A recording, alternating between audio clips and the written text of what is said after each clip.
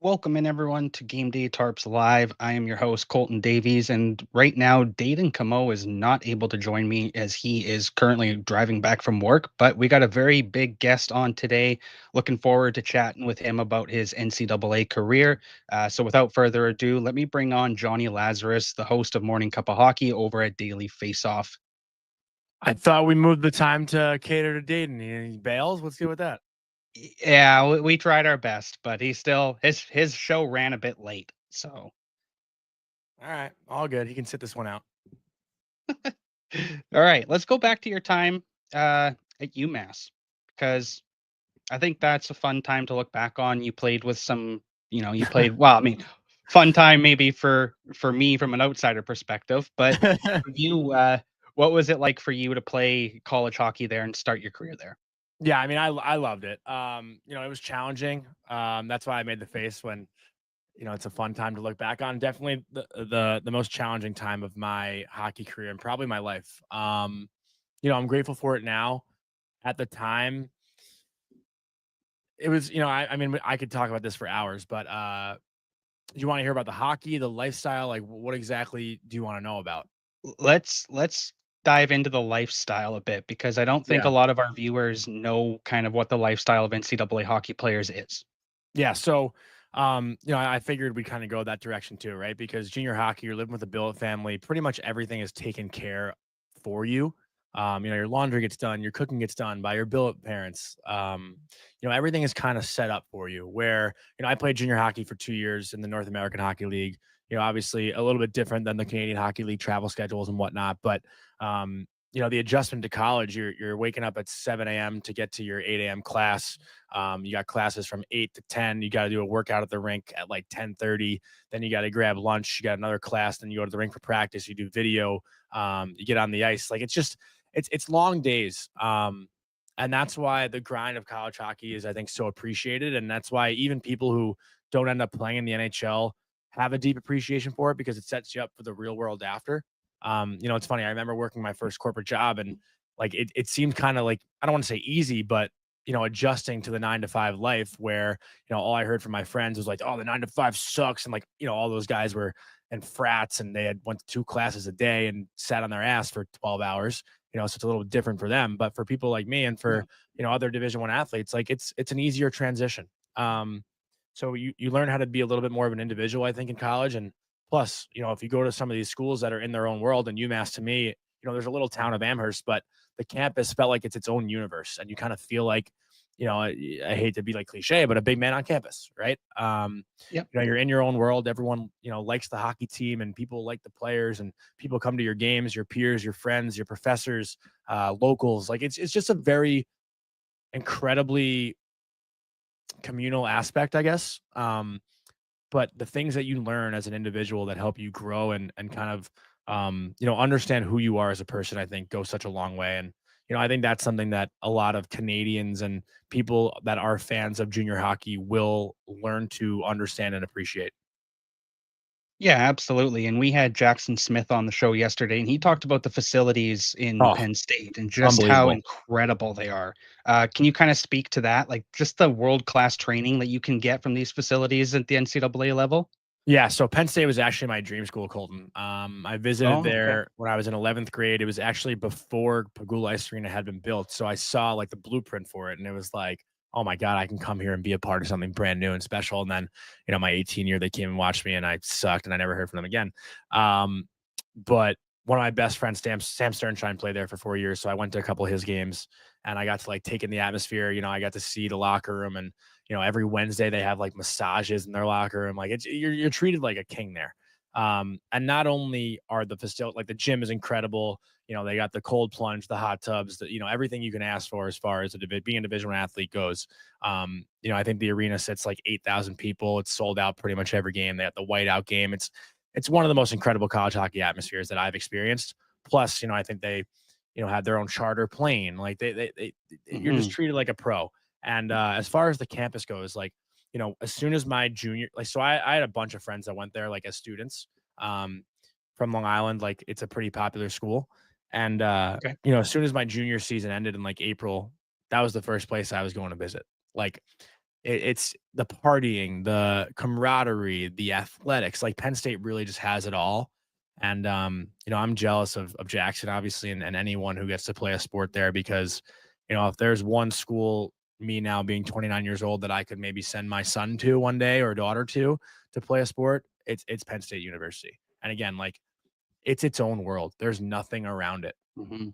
And that's the beauty of it too. Like 50,000 students who just have their own little, I don't know, it's just like a euphoria of some sort.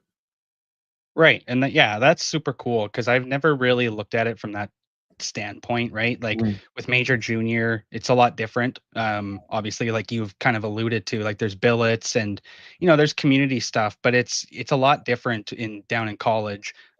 Let's kind of go back to still talking about your UMass days, Yeah. and you played with Mario Ferraro, you played with John Leonard, I don't know if you briefly played with Cale McCarr. Yeah, I did. Yeah. You The did, same yeah, thing. okay. I was gonna say So you mentioned let's Mario and Leno before you bring up Kale. Well, I just wasn't 100% Yeah. sure. So Yeah. let's talk about that. What was that like playing with those guys? Yeah, it was awesome. So they came in my sophomore year. We had a really tough freshman year. So going into sophomore year, like that's when our program really started to flip. Like the spring of my freshman year, we were doing like 6 a.m. workouts 4 days a week. Like we couldn't drink till Saturday. Like, everyone was like very bought into turning UMass around. And, those guys came in, I'll never forget it. Kale's first day on campus in the summer was also like my first day returning from playing the Maccabee games, which is like a tournament in Israel. Which was really Okay. cool. Yep. And I thought like people would be excited to see me again, and freshmen would be excited to like meet me. And obviously it's like, oh my god, Cale McCarr is here. Like right after being drafted fourth overall, like that was super cool. But Mario and Leno too. Like I remember even Mitchell Chafee, also another one. He's one of Mhm. those names too that was there. I remember playing 3-on-3 with Leno for the first time, and like that kid's second gear and wrist shot, like his release was insane. One of the best shooters I've seen. So much skill on John Leonard, and he's tearing up the Calder Cup right now in the playoffs for the Charlotte Checkers. I'm surprised he hasn't gotten an NHL game this year, but he's had some NHL games with Nashville and with San Jose in his career too. But um, doing a one-on-one drill against Mario, I'll never forget it. Like there's no way he remembers, and I let him hear it every time I see him. But we do a drill where like the forward starts in the blue line, the D is like on the face-off dot in the neutral zone. You have to go like into the zone, and then the D has to pivot around the cone on the far side by the bench and just play a straight one-on-one. And I burned by Mario, and I was like, holy fuck, like I just burned an NHL draft pick. Like it was the coolest thing ever. But Mario, like that freshman year, so I only played with those guys for like a semester, but Mhm. I truly felt like Mario was like the heartbeat of the team. Like he's one of those guys where his personality is just so infectious. And obviously, like, everyone looked at Kale too, just like as an on ice leader. I mean, Kale like did everything. Like he's so beyond skilled and such a pro and so humble. But Mario's personality and honestly, like it's so hard not to talk about all those guys. Like that entire class, like there was 13 of them. Like so many names that I can think of, like Marco Bazzo, Brad Arbonitis, like just names that probably aren't as recognized that like really came in and shifted that program. Mhm. Chafee too was a guy that didn't have a lot of buzz around him coming in, but was such a Yeah. big, just absolute beast. Like he was back squatting like 500 pounds, like as a freshman, and he was running guys over. Jake Gaudette's another name too, playing in the AHL. Like, he became the captain of the national championship winning team.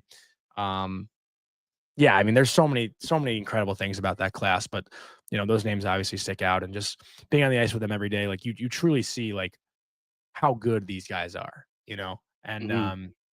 one thing about Mario too that I'll add, like his work ethic, like that kid was waking up at 6 a.m. and doing his own workouts before the team workouts. Like he was just a Damn. machine. Yeah. So yeah, I mean, those guys were such a joy to be around, so much fun to hang out with. Like Matt Murray's another name too, a goalie that's played a couple NHL games with Dallas. I lived. Oliver Chow was the ECHL playoff MVP last year. Like that class was just loaded. Yeah. Um, and I lived across the hall from those guys too. Kale, Chafee, Murray, and Chow. So I got to spend a lot of time with the four of them. Um, and yeah, I mean, like I can just go on. As you can tell, I can just go on and on about those guys. No, I love that. That's Yeah. awesome. I think that's what I wanted. I wanted you to kind of just talk about them, talk about that. So the decision to leave UMass, transfer to Mercyhurst, what was that? How was that for you? Because I don't know if I've ever heard the reason for what that was, or Yeah. just what was the reason?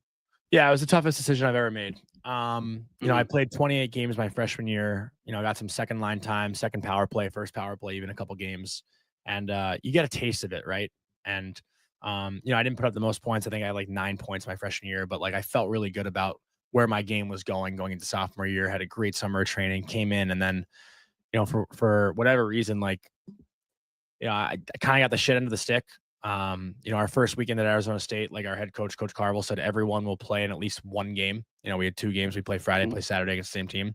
I was the only forward that didn't get into either game. So I was like already just kind of like, feeling like I was being pushed out a little bit.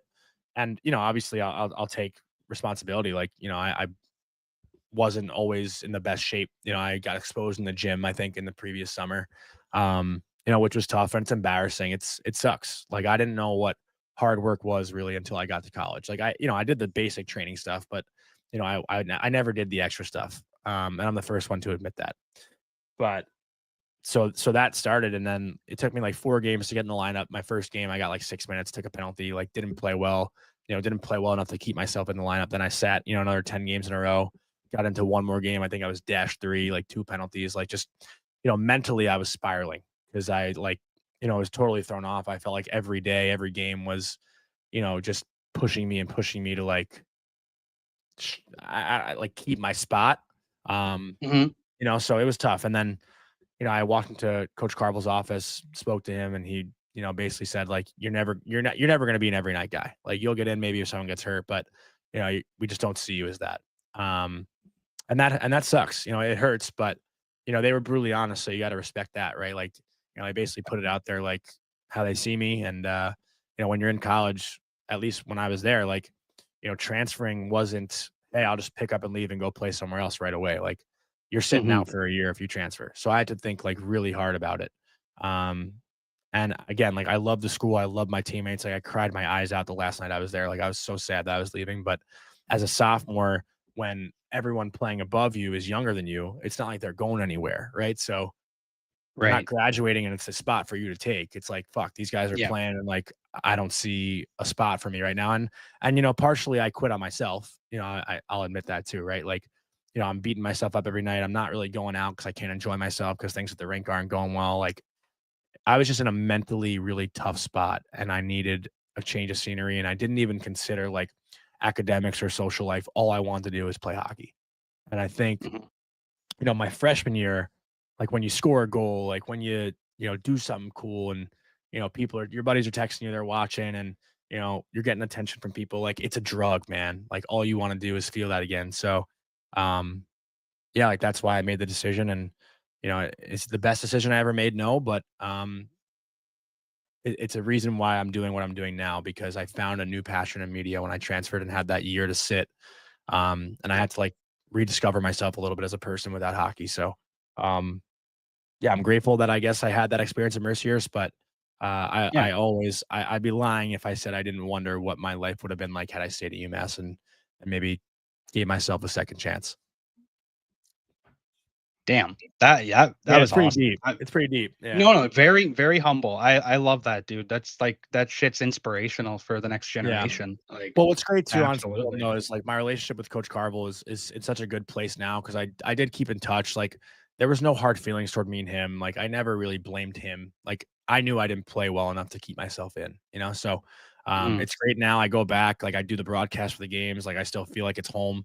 It's the school that Yeah. committed to me in junior, Yeah. that gave me a chance to play D1. So I'm grateful for that. And I've got a lot of friends that came out of UMass. So I always look back on those times and cherish it. And I've never been one to be bitter about anything that's happened to me in hockey. It's the greatest Mhm. game ever. It's given me so many good things. Like didn't work out for me, but it is what it is.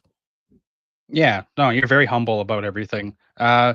Let's what I kind of wanted to dive into your media career, but you answered my question about how you kind of got into it. So that Yeah. worked out. Let's what's one game or moment from your NCAA career that you'll always remember? Like, is there one that Oh, always pops up for you? oh yeah. So I think it was January 7th, 2017. We played Boston University at Fenway Park 2 days after Team USA won the World Juniors in Montreal. So we played against Charlie McAvoy, Clayton Keller, Jordan Greenway, Jake Ottinger. Maybe I'm Jesus. missing one other name, but those 4 guys right after they had won the World Junior Championship. Um, so like, I know Charlie. We grew up together, so I knew. Well, not grew up together. We played together like from 16, 17, 18, and trained in the summer together. So I knew Charlie. So like, I was not like starstruck by any means, like going up against Charlie, Mhm. but like playing against like Keller was so good. Like Ottinger, like you get the puck. I had a scoring chance in the slot. Like I looked up and I just saw nothing. Like he was so big in that net. And obviously being at Fenway Park, that was my first time there. Like friends and family came to practice the day before. They were at the game, freezing their asses off. Like honestly, my favorite memory, and this is the coolest thing ever. I get chills actually like talking about it. We're lining up for the national anthem, standing on the blue line, and I hear "Let's Go Laz" from the Green Monster. Like 8 of my best friends sitting up there, like smoking a pen, hanging on the Green Monster. Like, and my teammate next to me goes, "You hear that?" I was like, "Yeah, that's so fucking cool." Like, little like that's such a, I don't know, like I guess I don't really always appreciate that I got to do that. Mhm. But like talking about it now, like cool. I mean, I was -2. We lost like 5-3. Uh, so the game itself like isn't so memorable, but playing out there was super cool, and like seeing the locker rooms, the dugout, like that was so sick. Uh, Geez, that's awesome. I Yeah. can yeah, that's probably lifetime memory. Yeah. Hardest player you played against? Um, hmm. Like physically like strong or Why just not both? insanely good. Say Um, yeah, why not both? If you can rattle yeah. anyone off.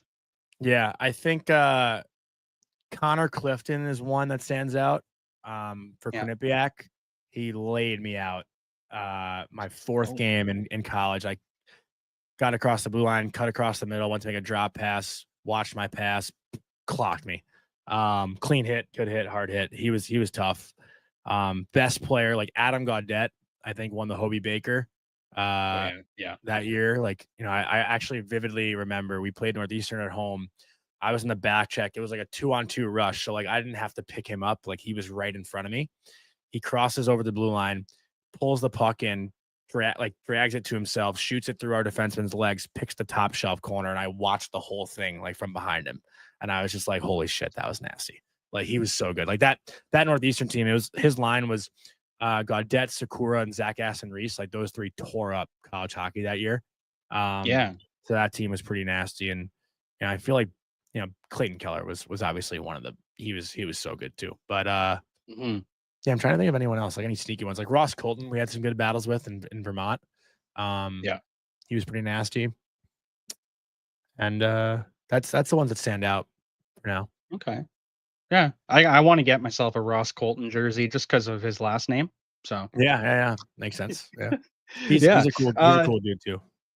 oh, I 100% I believe it. So the CHL NCAA stuff, what do you make of it as an American? Obviously, I kind of went on Morning Cup of Hockey. I explained I'm fine with it. Like I think in the grand scheme of things, it'll Yeah. be good for the prospects. So what is your kind of take on it? And then I'll let you go as I know you got to get going here. Yeah, I can go a lot of ways with it, honestly. Like, I think for the grand scheme of the product of college hockey, I think it's incredible. And Yeah. I think for Canadians, you kind of get the best of both worlds. Like, you can probably see these kids play till they're 18. Like, you'll get the studs from 16 to 18, and then they'll go off and play college. So, like, I don't know Mhm. if you guys are really losing anything from it. It might Yeah. feel that way. It might feel that way. Like, obviously, talk about Gavin McKenna right now going to college instead of playing another year. Like that sucks. But you got the year. You got to see him play. It's not like you miss out completely, right? So for them, they get the best of both worlds. But like for kids like me who aren't, the 5-star recruits, 4-star recruits, like I was probably like a 3-star recruit playing in the North American League. Like I think it diminishes our chances of playing D1. So I think the North Right. American League becomes, a Division 3 recruiting league. I think the BCHL probably loses a little bit of Division 1 commitments. So I think those leagues probably take a bigger hit, which sucks because there are so many good hockey players out there. Like I wasn't the best player in the North American League, but I think attitude, like being coachable, like that stuff helps too. But sometimes those kids that are coachable, positive, like they won't even get a sniff because of the league they're playing in now. So Mhm. I think for me as like if I was 17, 18, like I'd probably be pissed about it. But as a Yeah. hockey fan, as someone that wants college hockey to get more popular and to become better and just have more eyeballs on it, like I think it's amazing. So um I'm really happy, as a media member now that it's happening. Yeah, yeah, of course. One more for me, and then I Yeah. will let you go, as I know you gotta get going. Uh, Tynan Lawrence, you got to watch Oh, him he's this year at the Clark nasty. Cup final. Yeah, yeah, yeah. Yeah. Let's talk about him because I've heard a lot of good things about him out of your mouth.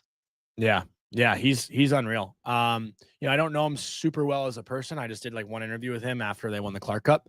Um he's everywhere.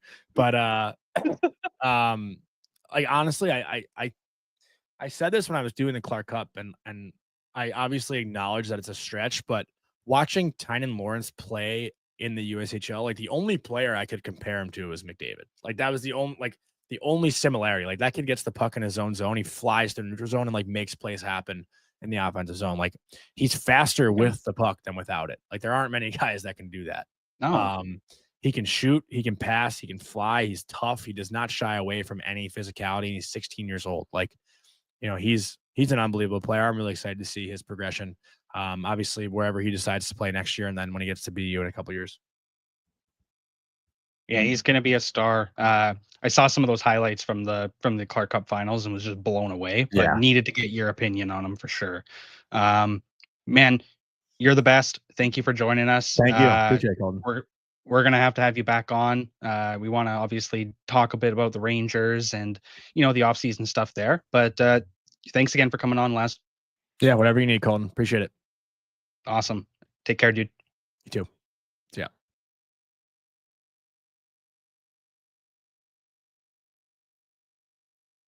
Oh, all right, everyone. So that was Jonny Lazarus joining us. Big thank you to him. I believe Dayton is going to come on here in a minute. He's just trying to get back from work, but it was a great time speaking to Laz. He was very open about his mental health and what happened with him in UMass, and I thought that was extremely inspiring for a lot of people.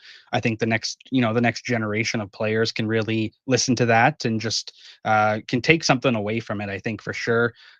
Big Willie Styles, the Sports Beard, all in the chat. So thank you guys, Randy Workman as well. Dayton is here, so I will add him. We'll bring Dayton on. He's in his car, I believe. Let's see if this works. He might have lost connection already, so that's always fun. I do believe he did. So he did lose connection. So I will just I'll keep going with this. So let's talk about let's kind of just talk about last night. And finish up with that. Obviously, Florida goes and wins. Um, what can you make out of that, right? Back-to-back champions, are they a dynasty? That's like the best question that's kind of going around. But man, hats off to the Florida Panthers. Hats off to Sam Bennett. Like I'm a big fan of Sam Bennett, so stoked for him and what he was able to do and get done. Stoked for Brad Marchand. Awesome to see him win another Stanley Cup. It honestly just shout out the Florida Panthers. It's going to be interesting to see what the Oilers do in the offseason, how they address the goaltending needs. Obviously, there's some rumors going around right now about the Trent Frederick deal that is coming around. I know Frank Saravalli had a tweet out that he kind of corrected a tweet that was out by Andy Strickland and just said it's north of 3.5 million per year, but less than 4. So we'll kind of see what happens there. I think the Oilers are, maybe a little bit of a gamble on Frederick there. It seems just because you got to think Frederick wasn't that, you know, didn't play that much in the playoffs and wasn't really a guy that kind of was a household name, but the Oilers see something there. So we'll see what happens. We'll see what happens. Tomorrow we have Guy Flaming, the Edmonton Oil Kings play-by-play commentator, coming on. He's going to talk about Joe Aginla. He's going to talk about the Edmonton Oil Kings and Blake Fiddler, who is a top draft pick for the 2025 NHL draft. And then I do believe we are also bringing on somebody from the Penn State Daily Collegian. We're going to talk to them about the addition of Jackson Smith and just what Penn State has been able to do over the last couple weeks and their huge recruitment and their continued recruitment of CHL players. So looking forward to those chats tomorrow. Regular show time, everybody, at 11 a.m. to Eastern time. Thank you all again for tuning in to today's short but sweet live episode with Jonny Lazarus. And we'll catch you guys tomorrow live at 11 o'clock and 2 Eastern.